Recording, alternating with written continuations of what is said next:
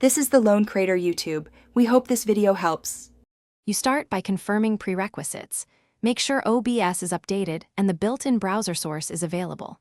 Next, pick your chat widget provider and sign into the service so you can access the widget URL or export HTML.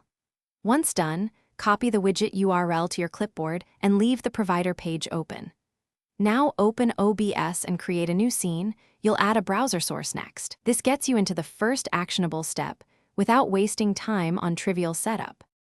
You add a browser source to the scene and paste the widget URL or point to the local HTML file.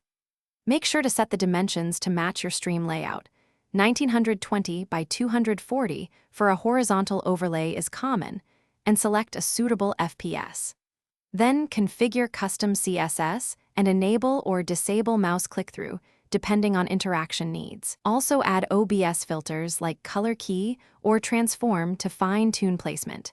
You finalize by testing the chat in studio mode and sending messages from another account to verify appearance and latency. Make sure OBS captures only the widget audio if needed, or mute the browser source to avoid echo. Once satisfied, lock the source and save the scene collection.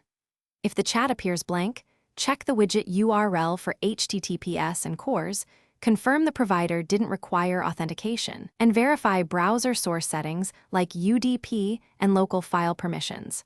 That single troubleshooting tip fixes most issues.